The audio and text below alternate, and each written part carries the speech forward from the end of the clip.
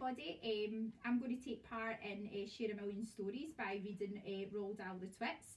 It's one of my favourite stories. I actually do prefer the one in Scots, which is called The Egypts, but I couldn't get a hold of that for today. I'm just going to start by reading the blurb first of all to give you a wee insight into Mr and Mrs Twit. So Mr and Mrs Twit are really disgusting. They smell because they never wash, they fight because they play tricks on each other, and they hate children. But worst of all, they keep monkeys in their back garden, in cages. It's time for the monkeys to get their revenge on these two most revolting creatures. So what I'm going to do is I'm going to read you some of the tricks that they get up to. So the first one I'm going to tell you about is the frog. To pay her back for the glass eye in his beer, Mr Twit decided he would put a frog in Mrs Twit's bed. He caught a big one down by the pond and carried it back secretly in a box. That night, when Mrs Twit was in the bathroom getting ready for bed, Mr Twit slipped the frog between her sheets. Then he got into his own bed and waited for the fun to begin.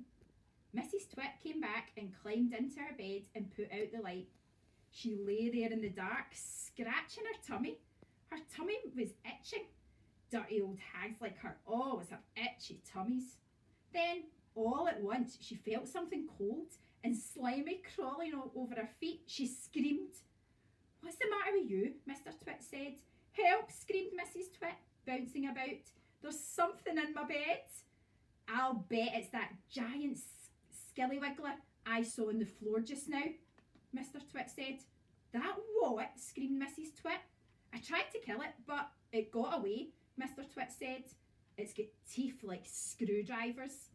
"Help!" screamed Mrs Twit. "Save me, it's all over my feet."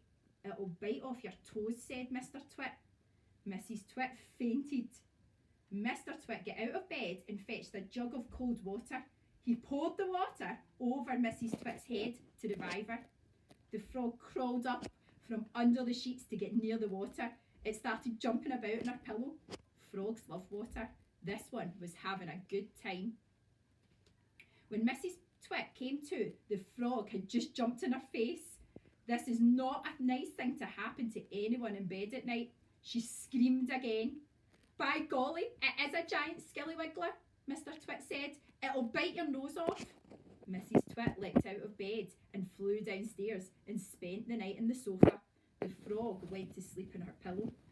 So boys and girls, I don't know if you can see, but we've got the frog over here just sleeping very nicely on Mrs Twit's bed. So the next trick, the next day, we have the worm-mate spaghetti. The next day, to pay Mr Twit back for the frog trick, Mrs Twit sneaked out into the garden and dug up some worms. She chose big long ones and put them in a tin and carried the tin back to the house under her apron. At 1 o'clock, she cooked spaghetti for lunch and she mixed the worms in with the spaghetti, but only on her husband's plate. The worms didn't show because everything was covered with tomato sauce and sprinkled with cheese. "Hey, my spaghetti's moving," cried Mr Twit, poking around in it with his fork. "It's a new kind," Mrs Twit said, taking a mouthful from her own plate, which of course had no worms. "It's called squiggly spaghetti. It's delicious. Eat it up while it's nice and hot." Mr Twit started eating, twisting the long tomato-covered strings around his fork and shoveled them into his mouth. Soon there was tomato sauce all over his hairy chin. "It's not as good as the ordinary kind," he said, talking with his mouth full. "It's too squishy." "I find it very tasty," Mrs Twit said. She was watching him from the other side of the table. It gave her great pleasure to watch him eating worms. I find it rather bitter," Mr Twit said. "It's got a distinctly bitter flavour. Buy the other kind next time." Mrs Twit waited until Mr Twit had eaten the whole plateful. Then she said, "You want to know why your spaghetti was so squishy?" Mr Twit wiped the tomato sauce from his beard with a corner of the tablecloth. "Why?" he said. "And why it had a nasty bitter taste?" "Why?" he said. "Because it was worms," cried Mrs Twit, clapping her hands and stamping her feet on the floor and rocking with horrible laughter. And there's Mr and Mrs Twit just now. They're having a wee, Mrs Twit's having a wee giggle there. So So the next chapter is the funny walking stick. To pay Mrs. Twit back for the worms in his spaghetti, Mr. Twit thought up a really clever, nasty trick. One night when the old woman was asleep, he crept out of bed and took her walking stick downstairs to his work shed. There he stuck a tiny round piece of wood, no thicker than a penny, onto the bottom of the stick. This made the stick longer, but the difference was so small, the next morning Mrs. Twit didn't notice anything. The following night, Mr. Twit stuck another tiny bit of wood. Every night he crept downstairs and added an extra tiny thickness of wood to the end of the walking stick. He did it very neatly so that the extra bits looked like a part of the old stick. Gradually, but oh so gradually, Mrs. Twit's walking stick was getting longer and longer.